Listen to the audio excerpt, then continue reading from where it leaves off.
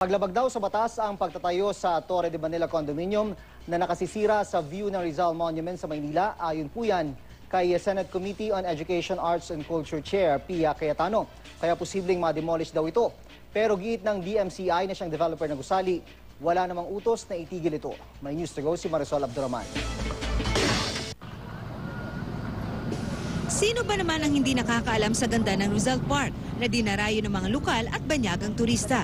At hindi raw kumpleto ang pagpasyal kung hindi pupuntahan at makapagpapicture sa Rizal Monument, ang himlayan ng ating pambansang bayani na si Dr. Jose Rizal. 1913 pa itinayo ang bantayog ni Rizal dito sa Luneta Park sa Manila, isa sa pinakadinarayong historical site sa bansa. Pero tila nalalapastangan daw ito ayon sa ilang grupo dahil sa itinatayong gusali na nakasisira raw sa kagandahan nito. Ayon sa cultural activist at grupong Knights of Rizal, hindi lamang nawawala ang cultural at historical value ng bantayog, kundi ang respeto sa bayani at iba pang Pilipinong nagbuwis ng buhay. Panira ito talaga na commercialize ang pagkasagrado ni Jose Rizal. Medyo nakakasira kasi ng view mo Kasi historical yung place na to Ang gusali na itinayo tinawag na Torre de Manila, isang 47-story condominium na proyekto ng kumpanyang DMCI. Nabigyan ito ng building permit noong 2012, panahon ni dating Manila Mayor Alfredo Lim.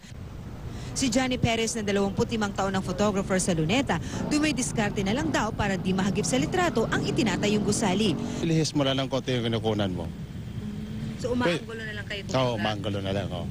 Kaya si Senator Pia Cayetano, ang chairman ng Senate Committee on Education, Arts and Culture, nag-inspeksyon para makita ang lugar. Nakakasira talaga siya sa panoramic view ko. And yung implementing guidelines ng batas natin really say that the view should be unobstructed. Agad siyang nagpataw ng pagdinig ukol sa issue. Sa hearing, naungkat din ang mga paglabag ng kontraktor sa pagtatayo ng gusali. The assumption is there were no violations, but I should ask you now. There were.